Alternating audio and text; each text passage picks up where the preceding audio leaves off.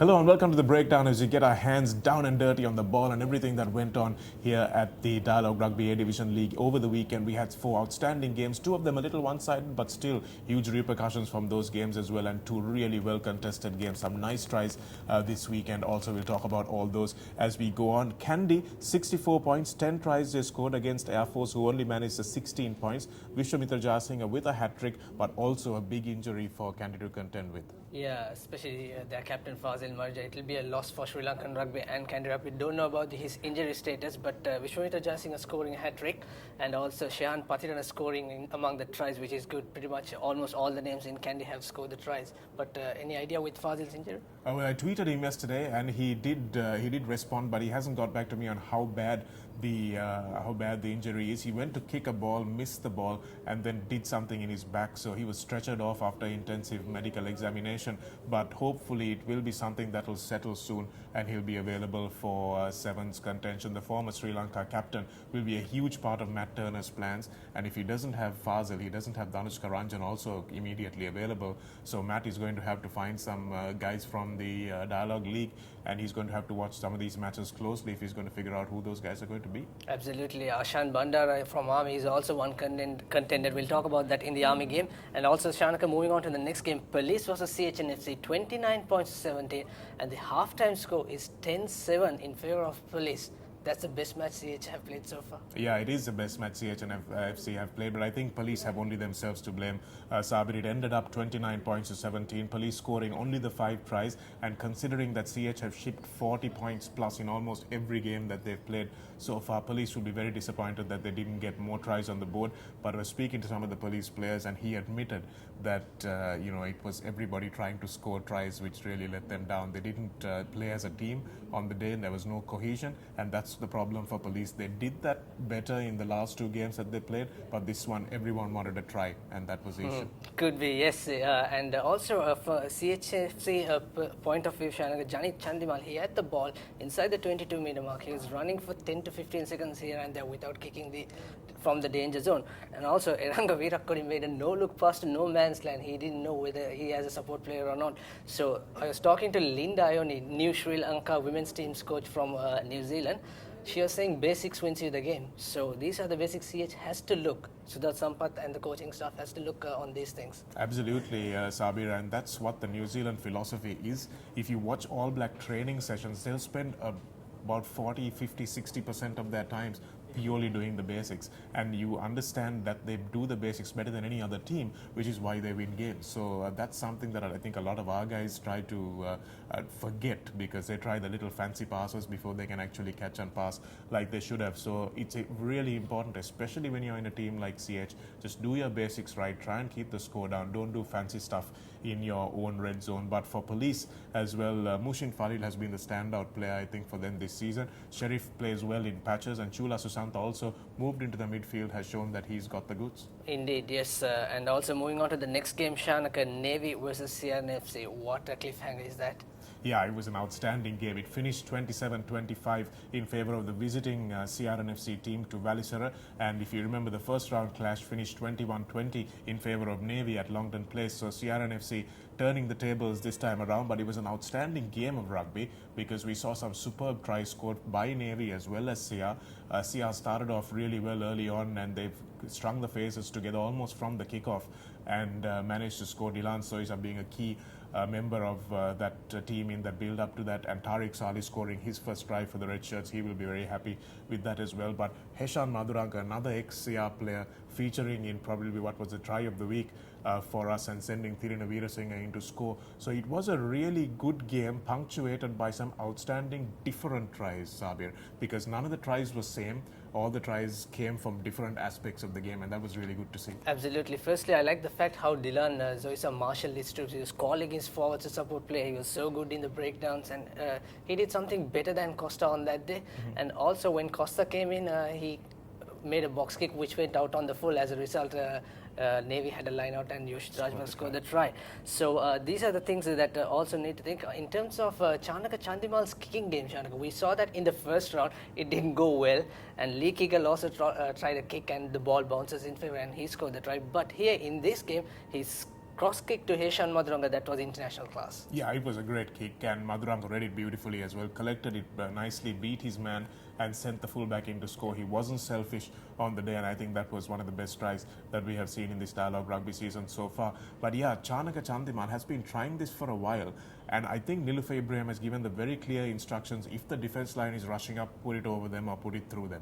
But unfortunately, their execution has been wanting, and I think they probably would have trained that a little bit harder this week, and that's the only difference that has been made. Yeah, maybe. And also, Kancha Ramnayak of CRNFC, he was a little bit selfish in that game. He had so much, he made some space, and he had a 2-on-1 situation. Instead of passing to Kavin Perera, the speeds, probably the speeds on that day, he didn't made an attempt to pass. Yeah, he was lucky that that move ended up the way it did, because if he got tackled where he should have gotten tackled, then he would have broken down and the coach Marika would have been very, very unhappy.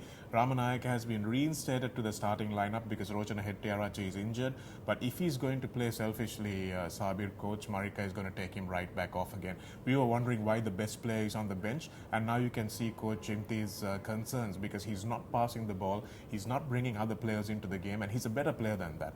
And he needs to be able to do that. He needs to play that Conrad Smith type of game, go straight up the middle. Absolutely. And bring other players into the game. And he's got fast wingers. Shashan Mohammed is a quality player. Kavindu Pereira has got great pace. So he's got to bring those wingers into the game. And another guy that we really need to mention, Sabir, is Panduka Angam, former Antonian. He had a plate put in his ankle some years back. It's really good to see him back in action. Yeah, good to see. He's the one who made that charge in the ruck on Richie Dharmapala, because no one scoring. And we saw some counter-rucking tries, 2 counter-rucking tries, one of Angaman and one of Yoshita. So sometimes what are the defenders thinking on that occasion? They have to be more alert, isn't it? Because the counter-rucking comes through the gate. Yeah, it's also just the basics, Sabir. It's just making sure you keep your head up when you're over the ball. A lot of players tend to look down or drop their heads when they're over the ball and maybe bridge themselves over the man who's on the ground, but you've got to keep your body position well, keep your shoulders above your hips, and make sure you're prepared for that counter ruck. And when Angamana went through, you could see the Navy player was completely out of position. And then you had Yoshita Rajapaksa, who timed his counter ruck to perfection as well. Both moves created tries. Yeah, Tilina Veerasinghe, of course, scored 20 points, 2 tries and 3 conversion and 2 penalties. So he had a chance in the last minute, 79th minute, to nail a penalty, but it just went wide. If it sailed through, once again, Navy is going to win that. Yeah, Navy would have won that one, 28 points to 27. So you can't really say that Navy didn't have their chances to win the game. They absolutely did. And just the luck of the draw that day was with CRNFC. So I think CR deserved that win in a way, Sabir, because they've been so close on some games. Kandy, they were just 1 point away until the final minute, and Navy also, they were just 1 point away, and they've been so close on so many occasions. One of them was going to go their way at some point. Let's talk about the refereeing on that game, Shanaka. Dinka Pires is a good referee. He does sometimes well, but that game, it was not his best, to be honest, because he missed some additions here and there. Well, the breakdown was a very contentious area, and look at the players you've got there, Sabir. You've got guys like Danushka Pereira, you've got guys like Tariq Salih, who are really competitive at the breakdown. So that's something that was going to be a problem always, and sometimes you get them right, sometimes you get them wrong. I think perhaps there are a few 50-50s that could have gone either way, but all in all, not the greatest breakdown performance that we've seen from both teams, but the card stayed in the pocket, which was good. Yeah, it's just not about we are blaming the referees. So sometimes it's their day, sometimes it's not their day. It's part and parcel of the game. And moving on to the next game, Shanaka, Havelocks versus Army. Once again, so close halftime. It was only 17 points to 15. And second half, all of a sudden, momentum swung in favor of Park Club. Yeah, Havelocks leading 17-15 at halftime, and then come back from the halftime break. In the first 2 minutes, Army get the lead, 18 points to 17. And suddenly, Havelocks are wondering, okay, what do we do here? But it was that last 25 minutes of the game that Army just fell away, Sabir, and that was because we were talking about, before the match started, we were talking on commentary that the bench was going to play a big part, and that's exactly what happened. Rehan Tyagaraja came in, injected that sort of pace. Rimji Jamaldeen came in, showed that he was wanting to compete for that number 10 jersey. So all those guys coming in, and especially in the forwards, Janik Jasuri is a big man that they can bring off the bench, and so all those players coming off the bench made a huge difference for Havelocks, and in the end they ran away with it. 39 points to 18 was how it finished, with Javi scoring 6 tries to Army's 2. And I like the fact how ThePapare played. We see him, he's a national sevens player, we see him running, but he's also going into contact, taking 2 defenders into him and creating more space out wide. As a result, Rehan Thiagaraja coming back and making some space along with Kevin Dixon and Nishan Perera at the wide. And also, Sudarshan Muthu, Dylan Hartley named as England captain. He's famous for giving yellow cards. So has Sudarshan Muthu, another yellow card. Yeah, another yellow card, and I think he was completely unnecessary as well. He was a victim of circumstances. His team were continuously infringing, and when the referee lost his patience, he happened to be the guy that made the call. So I think Muthu is a good enough player to get the turnover at the next breakdown. He's a guy who can get from 2 breakdowns in a row. He's that fit. So I think he's just got to cultivate a little bit of patience in his game, and if he does, he'll be a much bigger asset for Sri Lanka rugby than he already is, because he's a great player. He's always ready to carry the ball. He's so strong, he's so fit, but he just needs to make sure he stays on the pitch for 80 minutes, because he doesn't do his team any favors. And it's during that time that Army actually got the lead, and once he was back on the pitch and once the replacements came on, then Havelocks just absolutely ran away with it. Yeah, things got changed from Asoka Jayalal's yellow card, and then also Rosa came into the pitch and he was a yellow carded for the late tackle on Rahul De Silva. So at one time they are playing 13 versus 15. That's where the things change, isn't it? Army only had themselves to blame, to be honest, because at Sampath Rosa's yellow card was just inexplicable. It was a clear late charge and the referee had no option but to give a yellow card. Asoka Jayalal also should have been maybe a little bit more careful, being an experienced man, but you can see that fitness comes to the fore as well. Sabir, you tend to infringe more when you are not as fit as the other team. So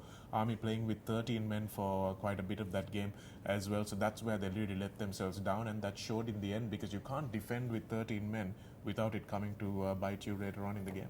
And also, if you look at the Army's first try, Shanaka, where they got the line out and they drove like 10 to 12 meters forward, and it's a complete team performance, and the ball came to Ashan Bandara. He sliced through the gap and lovely offload on the floor to Dinushan Aryapala, and it shows the team performance, complete team performance that forwards are doing and the 3/4 are doing, but it's not just, like you said, just to blame for themselves. They are not a team to be at the 6th place so far.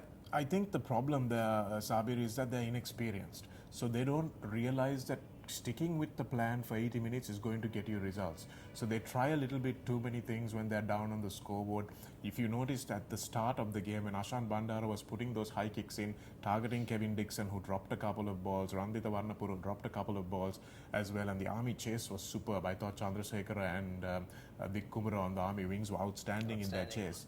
But then suddenly that stopped. So they stopped doing what was working for them, and that's purely about experience. And if Army continued in that same vein, put pressure on the receivers with some good kick chases, I think they would have been much higher on the scoreboard than they already were. So that, I think Army just need to play a few more games, get that experience under their belt. And also one thing where Sudarshan Muthu break the line, and he knew that he needs support. He was sprinting and he was slowing down. That is also experience. So those sort of experience are also lacking from Army perspective. Absolutely. You don't run away from your support. It doesn't matter if you've got space in front of you. You just make sure you hang on. If you can't finish the move, hang on and wait for your support. And I thought Muthu did that brilliantly. It's probably part of his sevens training as well, where he cuts back and waits for your support to come along. So he played really well in patches, and that one mistake was getting yellow carded, Sabir, and also a few line-out calls that I thought that need to be made a little bit more smartly for Havelock. So if they can get that right, I think Coach Laga has done a lot by toughening ThePapare up. He was a guy that threatened to be your normal fly half, a guy who doesn't really want to go into contact, doesn't want to tackle, but he's really toughened up now, and I think that's good news for Sri Lanka rugby. It is indeed. So those are the 4-match analysis we have, and moving on to the points table, Arshad Jamaldin 75 points, Gayan Salin the 73 points, and Tirina Veerasinghe 73 points. And also in the try list, Bilal Hassan and Yoshita Rajapaksha 8 tries each, and Fazil Marja and Lavanga Perera 7 tries each. And the points table, Candy still in the top, Shanaka? Yes, they're very much at the top and completely unbeaten, 51 points, 6 ahead of the second place Havelock's team, which are 45 points at the moment. And Havies need to win every game with a bonus point until they get to Nithavala and hopefully be able to do something there for the Havelock's supporters. But if they don't win by a bonus point every game, then even that Candy match is going to be meaningless. But now, Unless Sia or Navy do something different for Candy. absolutely, and that's very possible because all the other teams suddenly hearing about Fazil's injury, they'll all wake up and say, hang on, Candy are looking a little less invincible than they were with Fazil at number 10. So all the teams are going to be targeting them, all the teams are going to be going there with a little bit, maybe 10-20% more confidence than otherwise. So it could be a really interesting couple of rounds going forward. Absolutely. And also the prediction for the next week? Well, some interesting games, aren't there? We have Air Force playing Army, and I think Army need to bounce back, Sabir. They have underperformed, I think. They need to realize that they need to do more on the park for a longer period. They can't just give up the game if it's not going their way at halftime. Sia versus Sia, it should be a pretty easy win for Sia, but once again, Sia need to make sure they play their patterns. They don't try to score a try because it's against a weak team. Havelocks versus Navy, that's going to be a really, really crucial game, and that's on the 30th at 6:30 at Havelock Park. Navy now suffering 2 defeats in a row, and it will be the third one if Havelocks beat them. Havelocks absolutely have to beat them to stay in contention for the title. And Candy versus Police up in Nithavala, once again, the police lads will smell a bit of blood now that Fazil is out. Yeah, we'll wait and see. So those are the breakdown analysis. Until next week, I'm Sabir Kaza signing off along with Shana Kamal Singh.